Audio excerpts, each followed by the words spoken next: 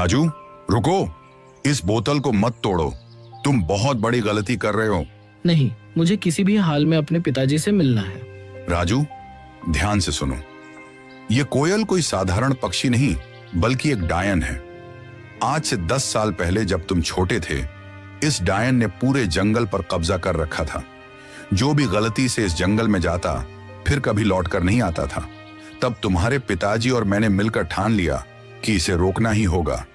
हमने साधु महाराज से उपाय पूछा। उन्होंने बताया कि इस अभिशाप को खत्म करने के लिए। फिर अचानक वह कोयल एक डायन के रूप में आ गई। राजू, तुमने मेरा बड़ा काम आसान कर दिया। अब मैं आजाद हूँ और अब तुम सबकी शामत आ गई है। आज मैं तुम में से किसी को भी जिंदा नहीं छोड़ूंगी। राजू, तुमने बहुत बड़ी गलती कर दी है। अब ये डायन हमें किसी भी हाल में जिंदा नहीं छोड़ेगी। मुझे माफ कर दीजिए सरपंच साहब, मैं उसके बहकावे में आ गया था। क्या अब इसका कोई हल नहीं बचा? इसका बस एक ही हल है कि हमें तुरंत उस कुएं के पास जाना होगा। ये कहकर वे तीनों कुएं की ओर भागे और वह डायन भी उनके पीछे आ गई। चलते चलते कोयल राजू को एक गुफा के अंदर ले गई। उस गुफा के बारे में किसी को कुछ पता नहीं था, क्योंकि यह जंगल पहले बहुत खतरनाक माना जाता था।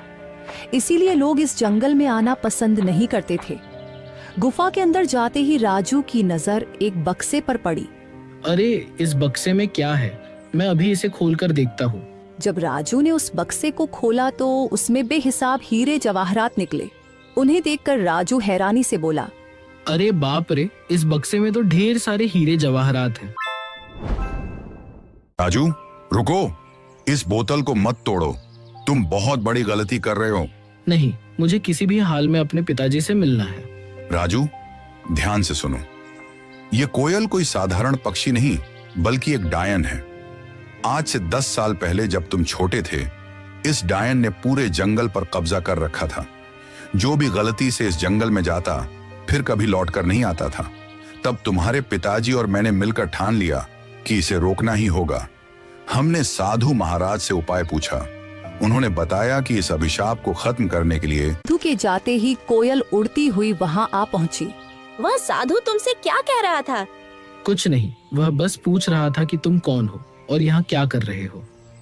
मैंने बताया कि मैं मोहन का बेटा हूँ और यहाँ आता जाता रहता हूँ। यह साधु असल में एक धोखेबाज है। उसने सिर्फ साधु का वेश ओढ़ रखा है, लेकिन अंदर से वह एक शैतान है। मुझे उस साधु से कोई मतलब नहीं है। मुझे सिर्फ तुम और अपने पिताजी की परवाह है। बस तुम बताओ कि मैं तुम्हें उस श्राप से कैसे मुक्त करवा सकता हूँ। अच्छा,